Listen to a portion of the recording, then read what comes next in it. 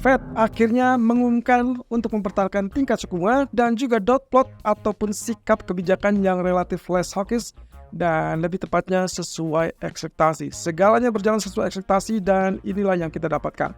So, apa yang akan terjadi berikutnya? Fokusnya adalah pasar kali ini menunggu Andrew Bailey. Oke, keputusan dari Fed terkait dengan dot plot dipertahankan terkait dengan proyeksi 4,6% atau dengan artian bahwa kemungkinan di tahun 2024 ini akan ada pemangkasan sebesar kurang lebih menjadi kisaran 4,5-4,75%. Untuk diketahui, untuk saat ini suku bunga masih tetap di 5,25-5,5%. Jadi kalau misalkan menuju ke 4,5-4,75%, itu artinya akan ada pemangkasan 75 basis point. Dan itu juga berarti sesuai ekspektasi sebanyak 3 kali pemangkasan. Dan kemudian dari pernyataan Powell sendiri mengatakan salah satunya adalah penekanan terkait dengan pertumbuhan lapangan kerja yang cukup cepat tidak menjadi alasan untuk menunda pemangkasan suku bunga. So, ini diartikan oleh para pelaku pasar sebagai nada yang cenderung dovish, bukan lagi less hawkish tapi cenderung ke arah dovish. Karena kemungkinan untuk potensi pemangkasan suku bunga kelihatannya juga bisa terjadi dalam waktu dekat. Well, at least Maret sudah jelas tidak, kemudian Mei juga sudah jelas tidak. Tapi yang paling berpulang untuk saat ini adalah bulan Juni. Dan menurut CME Fed Watch Tools, untuk kali ini ekspektasi pemangkasan di bulan Juni naik ke level 65% dari sebelumnya peluang tercapai di 55%. Itu adalah saat Fed belum mengumumkan keputusan tadi malam. Kemudian juga terkait dengan waktu yang tepat itu juga tidak disebutkan secara spesifik, tapi yang jelas dengan statement bahwa untuk melonggarkan terlalu banyak atau terlalu cepat itu akan relatif membahayakan terkait dengan inflasi, tapi juga kalau terlalu lambat itu akan membahayakan ekonomi, termasuk salah satunya adalah nasib para pekerja. Jadi dengan arti seperti tersebut harusnya diartikan sebagai sikap yang relatif less hawkish ataupun bahkan cenderung dovish. Nah, kita tinggal tunggu saja di bulan Juni akan seperti apa. Nah, ini berarti mengingat dengan apa yang sempat kami tayangkan kemarin terkait dengan reaksi ataupun potensi reaksi market dengan keputusan yang terjadi, itu berarti suku bunga 75 basis point untuk tahun 2024 sangat potensial dan itu berarti 3 kali pemangkasan. Kemudian juga terkait dengan pernyataan Powell yang cenderung sama dengan pernyataan di 2 minggu sebelumnya di hadapan parlemen. Well, of course, weak dollar kemungkinan ini yang masih akan berlanjut karena kita mungkin baru akan terjadi perubahan ataupun malah menambah sentimen, itu adalah data ekonomi nanti malam. Nah, sementara itu 3 poin utama menurut Global Sah dari pernyataan Jerome Powell adalah yang pertama terkait dengan meskipun Fed pada akhirnya menaikkan proyeksi pertumbuhan GDP tahun 2024, tapi itu tidak menjadi alasan untuk membantah kemungkinan potensi pemangkasan suku bunga di tahun ini. Kemudian yang kedua adalah Powell sebetulnya melihat dari data inflasi bulan Januari dan Februari yang memang cukup tinggi, tapi dia tidak melihat alasan bahwa itu adalah memang inflasi mulai kenaikan, melainkan hanya seasonal adjustment.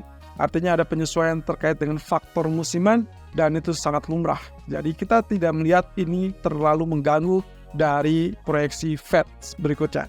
Nah, kemudian yang ketiga adalah para peserta FOMC sendiri menilai bahwa ini adalah saat yang tepat untuk mengurai balance sheet dan itu akan dilakukan segera dalam waktu yang sangat singkat.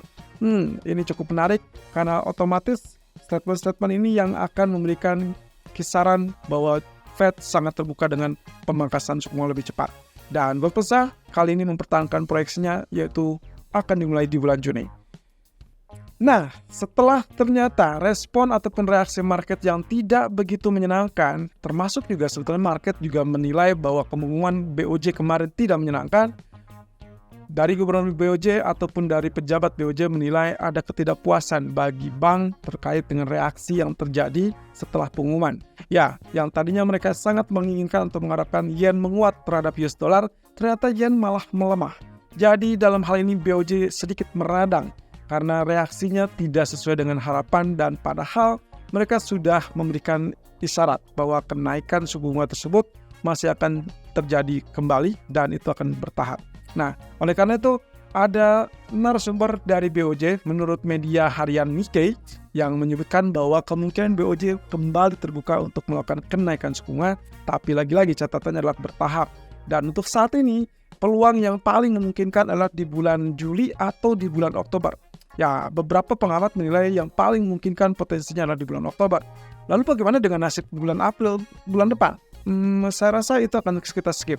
Tapi yang jelas, pertemuan tanggal 22 Maret untuk negosiasi upah hari kedua itu sangat menentukan kembali.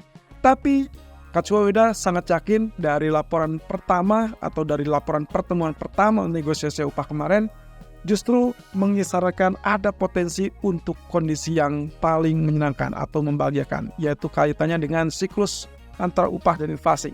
Jadi kemungkinan kita akan dapatkan di sini alasan BOJ yang tepat untuk melakukan kenaikan suku bunga lagi, tapi yang jelas tidak akan terburu-buru dan mereka akan tetap memantau situasinya. Nah, sementara itu terkait dengan mata uang yang terjadi untuk saat ini, ya walaupun ada pernyataan dari Kementerian Suzuki bahwa mereka tetap memantau agresi ataupun pergerakan dari mata uang, tapi tidak ada tindakan. So, jangan dulu senang, karena walaupun BOJ memberikan sinyal masih akan melakukan kenaikan suku bunga, tapi kenyataannya adalah penurunan tadi malam terbantu oleh keputusan FOMC yang cenderung less hawkish. Jadi kita tinggal tunggu, apakah BOJ punya alasan berikutnya untuk kembali memberikan kesenangan bagi market. Ya, let's say tunggu sampai hari Jumat di tanggal 22 Maret.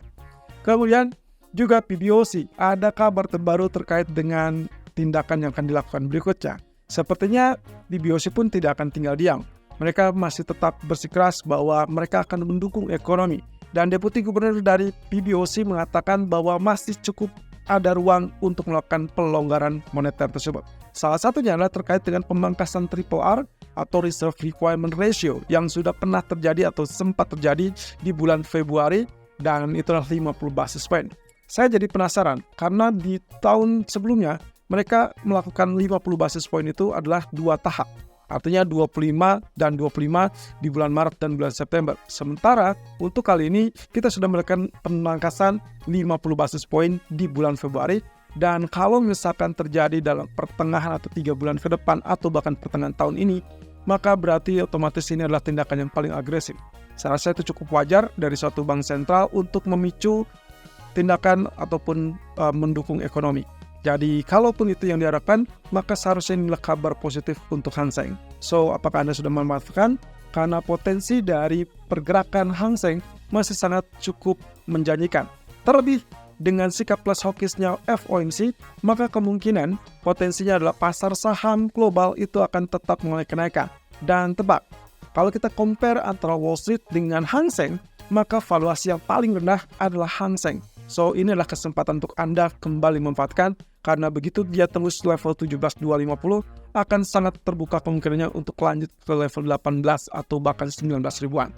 Well, setidaknya tidak dalam waktu dekat, tapi 3 atau 6 bulan ke depan itu sangat memungkinkan. Kemudian ada apa dengan ECB? Oke, kabar terbaru terkait dengan ECB adalah banyak atau semakin banyaknya para pejabat ECB yang menggelontorkan pernyataan terkait dengan pembahasan pemangkasan suku bunga.